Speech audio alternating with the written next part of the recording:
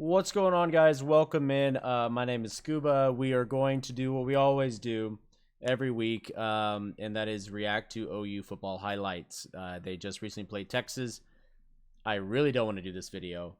I already shot one video doing this reaction, and it turned into a long rant about the team. Let's not do that this time.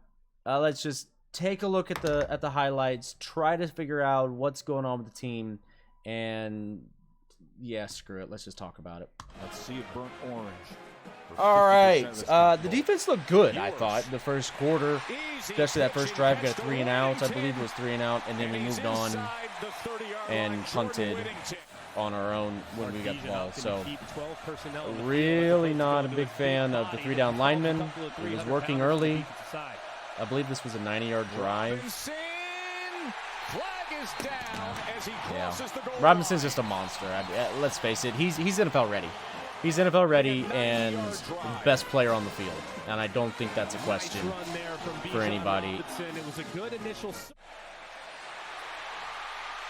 Phillip Farouk, he was the leading rusher of the game, and it was mostly plays like that out of the Wildcat.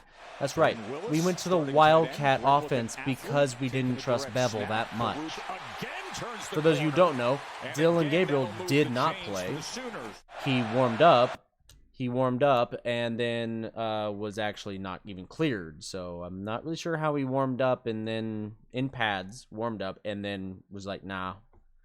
By the way, the whole time I'm not allowed to play. So that was a little interesting, but little gamesmanship. Brent Venables doing whatever he can. Looking back, I think that should show everybody that if Venables is trying to trick Texas, he ain't very confident going in. Really crappy way to have your first OU Texas, that's for sure. Bright spot of the game for me, as always, is Michael Turk. Michael Turk, the punter, who is the holder in this play. Let's go ahead and... let's zoom in. All right, Michael Turk as the holder here. Now, mind you, knee has to be off the ground. Big deal. Watch this. Dirty. His knee looked on the ground to me. Call me crazy. I don't know. I think they show a replay here. Why not let... Hey, real talk. Why not let Michael Turk run the offense? NFL teams have punters as their emergency quarterback. We clearly didn't want to put in Evers until it was too late. We didn't put in General Booty. We ran the Wildcat. Why not use Michael Turk? I don't know. It could go well. Heck, I don't know. We got nothing out of that, by the way. Nothing. Full Dracovic tonight, Clemson, BC, 7:30 on ABC. But 7-0. 7-0. Second quarter, heck of a catch. You can't do nothing about that. All right, heck of a catch. 3-down lineman. Hate it. Actually got pressure, but it's because it's a screen. Danny Sussman, again, I think he just likes running into guards. Lot of plays last week, he just ran straight into the guard instead of making the guard work to get to the second level. I think he just likes running into guards. Ewers to the end zone. Touchdown. Xavier Worthy. Yeah, Xavier Worthy. We actually held him in check. Y'all can call me crazy. I think we held Xavier Worthy in check pretty well. He only had 3 catches for like 27 yards. One of them was this touchdown. Let's just see what happens here. There's not a lot you can do there. If you don't get to the quarterback on that, it's over. So far today is their own 15, and they have 2 long touchdown drives. I still had hope at this point. I don't understand why that zone is so deep. We're choosing to go like 8. It's like somebody talked to OU last year and was like, oh, well, against Caleb Williams, rush 3, drop 8 works, so why don't we do that for everything? I don't understand why that worked against Caleb Williams. I don't understand why that worked against Spencer Rattler. I don't understand why we thought it would work for us, and that's kind of what we do, and I'm not a fan of it. Not sure what's happening there. I mean, maybe Brent has like this checklist that like his linebackers and his defensive linemen have to do before he trusts them to do anything else besides 3-down linemen and maybe some basic blitz packages. Oh, defense wasn't even ready on that one. untouched until that point, gliding for a first down. The biggest thing to note here, and it's going to get a lot worse. The biggest thing to note here in this game is no one should be calling for people's jobs, all right? Ted Roof has a lot to explain. Venables has a lot to explain. Lebby has a lot to explain. I mean, to that point, Biedenbow has a lot to explain. Nowhere outside of the punting unit on this team are we even remotely confident. Are we even serviceable? And because of that, there are questions that need to be answered. But jobs do not need to be lost. This is going to be a process. It's going to be a process, and we have to accept that and move on. Lincoln Riley left us with nothing. Okay? It's time to realize that. We went into the season thinking Jalen Redmond and Marcus Stripling were going to be good defensive linemen. Who convinced OU media to then tell the fans that that was a good idea? We thought Bray Walker would figure it out on the offensive line. We're kind of delusional as OU fans. We're spoiled. We haven't had to go through a rebuilding process since Stoops, his first year. All right, Lincoln Riley got handed the keys to a decent roster that he had playmakers who were able to make up for the weaknesses on that team. He then had weaknesses across the board and relied on Kyler Murray, Jalen Hurts, kind of Spencer Rattler, didn't really work, and then Caleb Williams to get him out of trouble and win games. Caleb Williams is a guy that can win you games even when your team is terrible. That's just how good he is. Dylan Gabriel is not that guy. Davis Bevel for sure isn't that guy. Apparently, we don't have that kind of guy on the roster. So what does that tell us about our roster? That it's just bad. Now, we can have the argument all day long, and let me know in the comments if you disagree with me, but the roster is not as good as people think. Yes, there are some big recruit names. There are some 4 stars, maybe a couple 5 stars. You tell me right now, if there's a player on this team outside of Marvin Mims and Michael Turk that you want over somebody on Texas. Over somebody on TCU. We can have the argument all day long if this team's more talented than this team. Stop talking about talent. It's on the field winning. It's understanding what you're supposed to be doing and using your talent and making the plays. Talent means nothing if you don't work hard and know what you're doing. BV clearly doesn't see the guys working hard enough. That's why they're not getting playing time. And Bray all the way down near the 20-yard line as Jahdae Barron had to ride him to the ground. I didn't think Gray played terrible, for the record. Look, Wildcat. But why is Bevel on the field? If we're running Wildcat, why even have Bevel there? You clearly don't trust him to throw the ball. You can't, for some reason, you can't scheme up any plays to get Marvin Mims the ball. He had 1 catch. 1. I don't understand how you get 1 catch out of the... he's not the best player on the field against Texas because Bijan Robinson probably is, and Xavier Worthy versus Mims is a very good toss-up kind of question. But he's one of the best players on the field, and he gets 1 catch. I don't understand it. That is a question for Lebby. Lebby has to answer that. He has to answer a lot of things, but that is a serious question. Now, back to what I was saying. Why is Bevel on the field?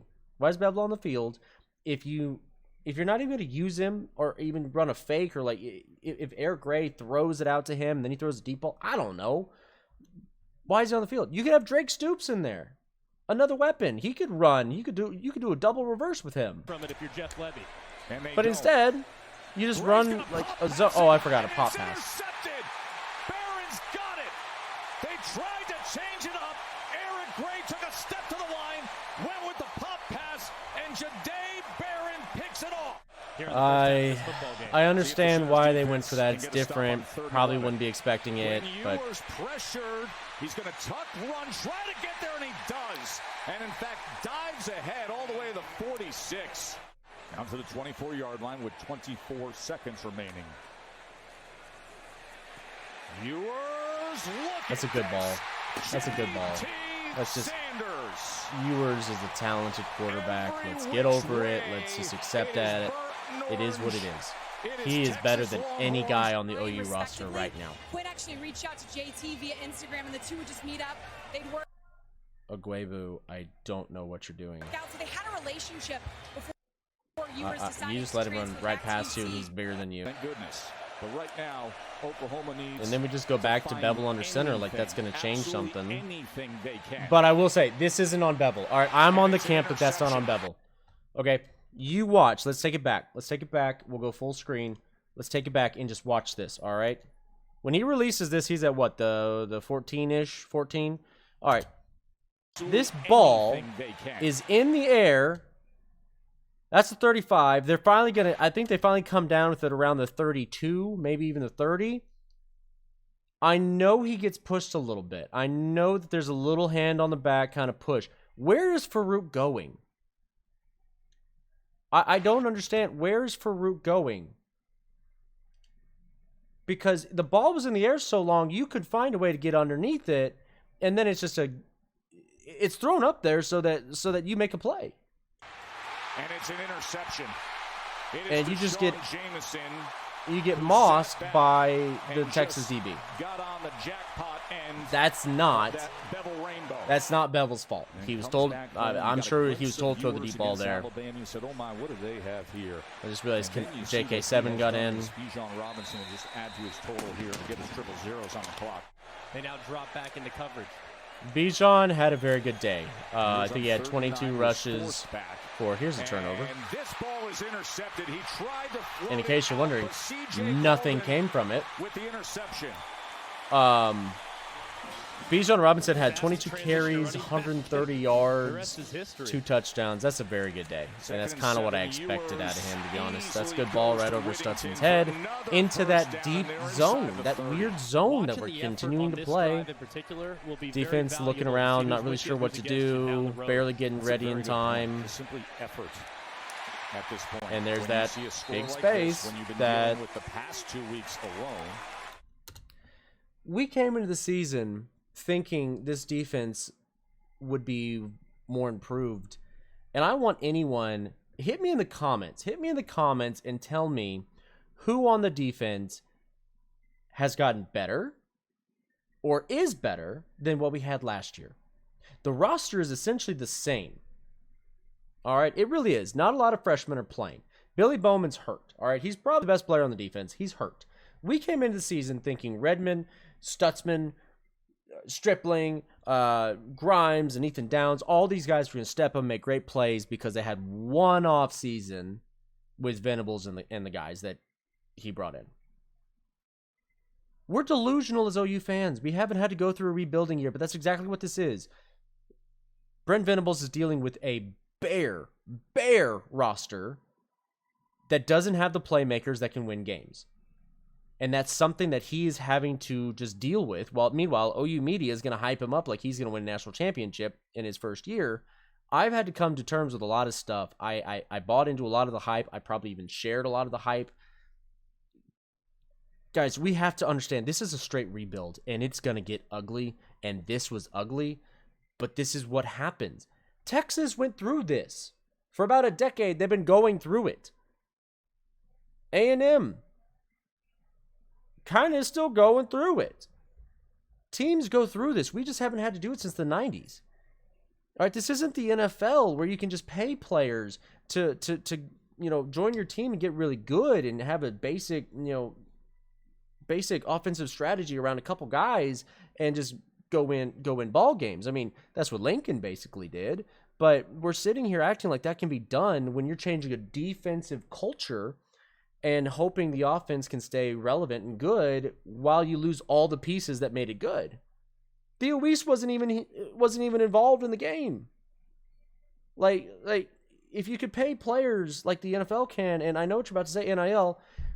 If NIL were legit and made teams good, somebody explain Texas A&M.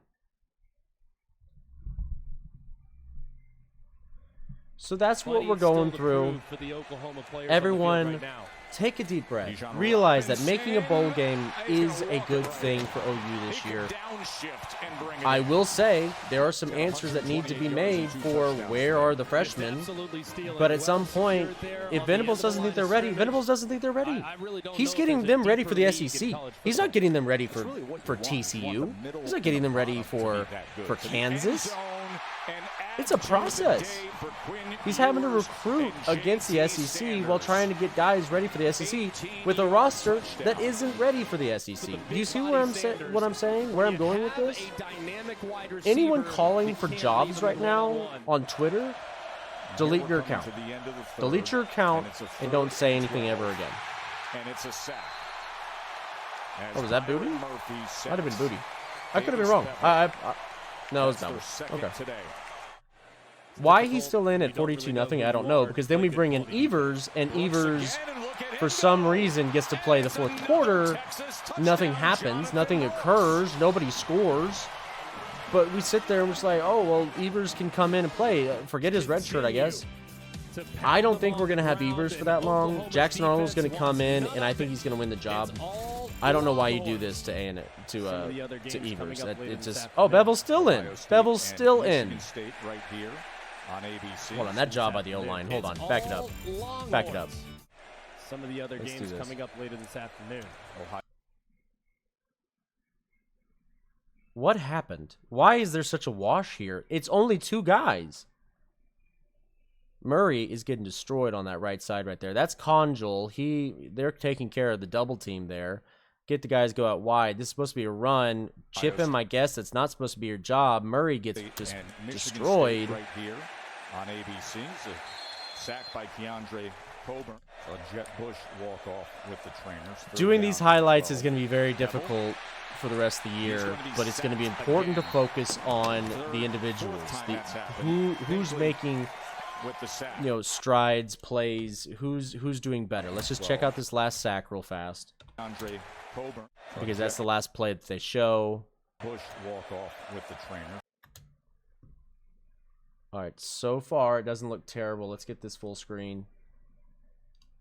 One-on-one out here with Harrison. You have 1A Morris going to have a one-on-one. Andrew Ames passing to Murray. Hopefully he picks it up. Surely he does. He's looking to the left because his guy decided to wrap around the top on a stunt.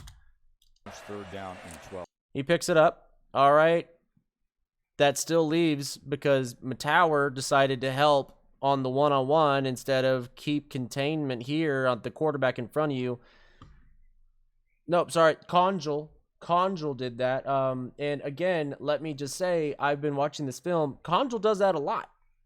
There are multiple sacks on Bevel in this game where Conjul just decides he's going to go out left to help Harrison instead of stay in the center, and someone comes right up the center and gets Bevel. I don't understand that. That's a discipline thing. If Conjul's who Bedenbaugh trusts, that's a bad sign. Conjul was fighting with Rain for the center spot, people. You want to tell me this team in this roster is more talented than TCU's? Fine. But stop looking at the recruit stars. Start looking at what they're actually doing on the field. Because I will promise you, I'm going to take a lot of TCU's players over OU's players right now. Right now, TCU's roster is playing better than our talent. That sounds like a coaching thing. It's a process, but if players don't want to respond to the new coaches and the new styles and schemes and systems, then they shouldn't be playing. But at the same time, it feels like Brent is just like, no, we got to wait for these guys to hit X, Y, and Z mark before we can play them, because there's no freshmen playing here. I would love to see Anderson at center, Sexton at tackle, and Jake Taylor at guard. I'd love to see that. Look, those are three guys I think are going to be special. That's happened. And I'm pretty sure this is the last that they show. It is. I mean, this is rough. This is rough. Sarkisian looks like the guy that they hope they hired. They didn't score 50. I will say this.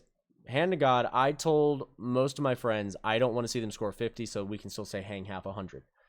But you're talking about the worst way to start your Red River Rivalry career for Brent Venables. And again, I don't think this is all on him. I think he got handed a terrible roster for what he's trying to do.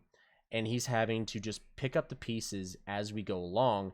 And again, I don't think that's really on him necessarily, but it's on somebody. And we have to accept that as a fact. Just real quick, I want to just take a look at the box score. Yeah, Ewers had a good day, 289, 4 touchdowns, 1 interception. Davis Bevel, I don't really think we need to see him again. When we play Kansas, I'm hoping it's Booty. We're at a point now where we just need to see what the young guys can do. Apparently, Venables doesn't want to do that. I don't know why he doesn't want to do that. Something needs to change with that, but let's just... Xavier Worthy right here. I mean, that's a good day against Xavier Worthy. Three catches for 29 yards. That's a good day against him. Marvin Mims, 1 catch, -2 yards. Don't look now. Zach Schmidt is the kicker. The kicker had more yards and the same amount of receptions as Marvin Mims.